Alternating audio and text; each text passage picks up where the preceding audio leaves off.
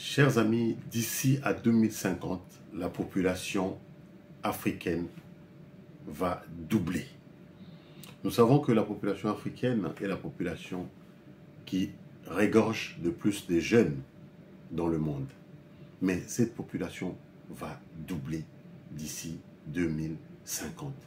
Tandis que la population occidentale ou européenne va encore régresser du fait que le pourcentage de natalité en France ou le taux de fécondité, c'est-à-dire le nombre d'enfants par femme en Occident, est encore en baisse. Ce qui fait que l'Occident aura besoin de la jeunesse pour pouvoir justement travailler ici sur place en Europe et être la main-d'œuvre et contribuer pour les personnes âgées, justement, qui seront à la retraite. Donc, ici, nous allons traiter le sujet de la transformation. Bonjour les amis, je suis Eddy Chifele, investisseur, entrepreneur en France et en République démocratique du Congo. Aujourd'hui, nous allons traiter le sujet de la transformation. Ici, on a beaucoup parlé sur cette chaîne de l'entrepreneuriat, des investissements, des business à lancer. Mais il est temps de parler de la transformation. Qu'est-ce que la transformation? La transformation, c'est le fait de prendre un produit, de l'acheter ou de l'avoir produit, c'est-à-dire un produit agricole par exemple. Je prends l'exemple d'une mangue en tant que bon africain, de pouvoir transformer une mangue de fruits en jus de mangue. Pareil, de prendre de la viande de bœuf, de prendre donc un bœuf en entier et la transformer en viande de bœuf. C'est ça la transformation. Et qu'est-ce qu'on remarque? On remarque qu'en Afrique, nous sommes les spécialistes de la consommation, de la surconsommation quelquefois. Mais nous ne transformons pas suffisamment ou pas du tout. Alors que dans beaucoup de pays, les pays qui se sont développés, ils ont eu recours à la transformation parce qu'un pays, un continent qui ne transforme pas, ne contrôle pas sa nourriture. On sait tous que la main qui te nourrit, c'est cette main-là qui te contrôle. Et nous en Afrique, la main qui nous nourrit, c'est la main des autres continents, sauf la main du continent africain. Les Africains, on est les spécialistes de la consommation des produits étrangers, surtout en matière de nourriture, c'est-à-dire les produits transformés. Quelle est donc la solution pour nous? La solution est, à notre niveau, chacun, de commencer dès aujourd'hui, comme j'ai déjà dit plusieurs fois sur cette chaîne, de commencer à créer des sociétés, à investir. Dès lors qu'on aura atteint un capital suffisant, on pourra ainsi investir dans l'agriculture, dans l'élevage. Parce que ce sont des investissements qui durent longtemps. Quand on sème, on ne récolte pas tout de suite. Ça peut prendre 3 mois, 6 mois, 3 mois. L'élevage de poulet prend 3 mois. L'agriculture, quand on plante, ça peut prendre jusqu'à 8 mois, 1 année. Donc, ça demande quand même un certain investissement, une certaine attente, une organisation. Ça demande de l'argent. C'est pour ça que je me suis abstenu de vous dire tout de suite de commencer par l'agriculture, par l'industrie. Il faut d'abord avoir un capital conséquent. Il faut d'abord avoir un investissement, une entreprise qui tourne, qui fonctionne très bien, avant d'entamer cette étape-là d'agriculture ou d'industrialisation. Par contre, une fois que vous aurez atteint cette étape-là, il y a 2 choses à faire. La première, c'est soit d'avoir ses propres produits qu'on a plantés ou son élevage avec ses produits et transformer ses propres produits, quitte à les vendre en tant que grossiste chez les personnes qui en ont besoin, les chambres froides, les supermarchés, les mamans qui vendent au marché. Tout ça, ce sont des canaux de distribution. Il n'y a aucun mal à cela. Par contre, si vous avez votre propre chaîne de distribution, dans mon cas, j'ai des restaurants. J'envisage, une fois que j'aurai atteint un certain nombre de restaurants en Afrique, de me lancer dans l'agriculture, dans l'élevage, dans la transformation des jus par exemple, des jus de mangue, des jus d'ananas, des jus de fruits, des jus d'orange. Je me lancerai dans ça pour justement faire de la transformation de jus. Et ça, qu'est-ce que ça va créer? Ça va exploser mon chiffre d'affaires. Parce que je ferai soit mes propres plantations, ou la deuxième solution, c'est d'acheter. Planter, faire de l'élevage, c'est bien. Surtout quand il n'y en a pas beaucoup. Mais en Afrique, nous savons qu'il y a des fruits qui pourrissent sans avoir été cueillis du tout. Les fruits tombent de l'arbre et finissent, périssent, pourrissent comme ça dans la nature.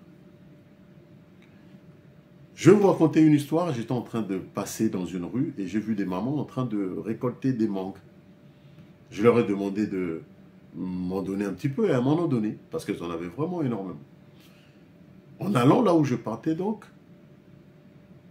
5 minutes après, les mamans sont venues. Apparemment, elles venaient aussi dans cette maison-là pour cueillir de mangues. Elles font ça 3 fois dans l'année. Vous imaginez? La mangue pousse 3 fois dans l'année, sans qu'on ait à arroser les arbres, sans qu'on ait à entretenir, ça pousse tout seul. Dites-moi dans quel continent, dans quel pays il y a ces genres de rendements, ces genres de résultats, si ce n'est qu'en Afrique. La mangue donne naissance à ses bébés, c'est-à-dire le manguier plutôt donne naissance à ses bébés et les mangues 3 fois dans l'année. Et ça pousse tout seul.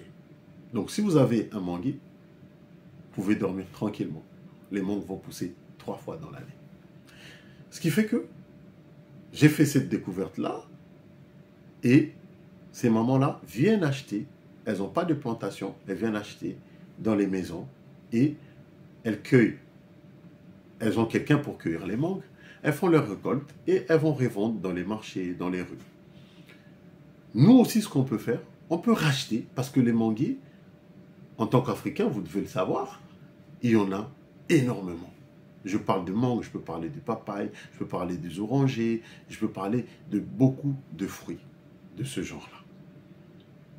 Donc, plutôt que de planter ou de faire votre propre élevage, vous pouvez utiliser ceux des autres et racheter. Vous allez gagner en temps et en investissement parce que vous n'aurez pas du personnel à payer. Vous n'aurez pas non plus le risque parce que des fois les récoltes aussi peuvent pourrir. Ça peut mal se passer. Donc là, vous n'avez pas trop de risques. Vous avez juste à acheter et à les transformer. Voilà les amis, ce que peut donner la transformation. Et ce n'est pas encore fini. Parce que, après avoir transformé, si vous avez votre canal de distribution pour ensuite vendre vos produits, si vous avez vos magasins, plutôt que d'aller voir les centres commerciaux uniquement, si vous avez comme moi vos restaurants, où vous pourrez vendre vos poulets, vos poissons, qu'est-ce que vous allez faire? Vous allez exploser. Et c'est ça la magie de la transformation. C'est pourquoi je vous invite, les amis, à commencer dès maintenant à investir, à faire des petits business. Ici, sur cette chaîne, je vous ai donné déjà plein d'idées, des business à faire. Lorsque vous aurez un apport, de l'argent conséquent, là, vous pourrez vous lancer dans l'agriculture, dans l'élevage, dans l'industrie, dans la transformation. Et qu'est-ce que vous allez faire? vous allez exploser. Et après avoir explosé, vous allez pouvoir vous diversifier et vous exploser encore plus. Et c'est tout ce que moi je vous souhaite. Parce que le rêve africain, ce n'est pas seulement de faire, mais de partager la connaissance pour que les autres puissent aussi utiliser cette connaissance-là pour réaliser du chiffre d'affaires et avoir la liberté financière afin d'avoir une vie meilleure. Parce que on ne le dira jamais assez. Des frères et sœurs qui périssent dans la Méditerranée pour chercher une vie meilleure. Il y a d'autres solutions. Même en Afrique, il y a moyen de faire de l'argent. Ici, je vous donne ces idées, mais bientôt, je vais vous montrer ce que moi je fais concrètement dans la vente de la nourriture, des produits, du poulet, des brochettes de bœuf. Tout ce que je fais, bientôt, je vais pouvoir vous le montrer. Mais avant d'en arriver là, n'attendez plus. Mettez-vous à travailler, à investir en Afrique. Parce que c'est d'abord là-bas, comme je l'ai déjà dit ici, qu'il y a plus de rentabilité. Comme l'avait dit Tidjane Thiam, si vous voulez investir et avoir 100% de rentabilité, 200% de rentabilité, il faut aller en Silicon Valley, aux États-Unis. Mais si vous voulez avoir 1000% de rentabilité, moi je dirais même mieux, 2000% de rentabilité, où est-ce qu'il faut aller? C'est en Afrique. Alors les amis, prenez votre temps pour vous préparer, mais surtout, venez investir en Afrique. Parce que vous n'aurez pas meilleure rentabilité. Et la transformation, une fois que vous aurez atteint le niveau de faire la transformation, là, on ne peut plus vous arrêter. Vous pouvez transformer des arachides en huile d'arachide. Vous imaginez faire de l'huile. La plupart d'huile qu'on utilise en Afrique, ça vient d'où? Ça vient de l'étranger. Nous, on n'en fait pas. Du jus. Aujourd'hui, la plupart des boissons qu'on boit en Afrique, c'est des boissons qui viennent des brasseries. C'est la plupart du temps des boissons gazeuses. Aujourd'hui, il y a des sortes de jus en plastique, mais avec à base de colorants. Mais est-ce que c'est bien pour notre santé? Est-ce que ce que les autres font pour nous, pour que nous on consomme, est-ce que c'est forcément bien pour nous? Donc les amis, en transformant nous-mêmes les produits que nous on a besoin, ça va nous permettre de protéger aussi notre santé, de protéger la santé collective, la santé des autres. Parce que on contrôlera notre production à la source. Ça sera déjà moins des produits surgelés, pour ce qui est de l'agroalimentaire ou de l'agriculture. Donc, nous avons besoin de vous, l'Afrique a besoin de vous.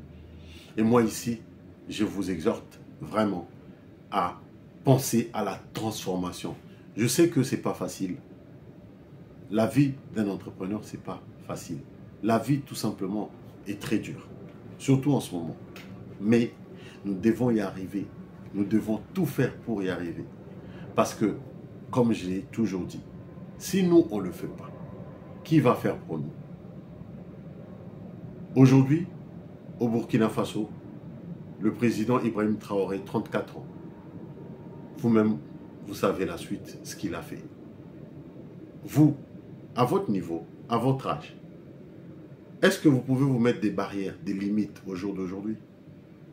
Avez-vous le droit de vous mettre des barrières, de vous arrêter à un niveau où vous devez faire plus? Je vous laisse me dire en commentaire ce que vous pensez d'abord de cette vidéo. Si vous l'aimez, partagez avec les autres parce que ça peut les aider.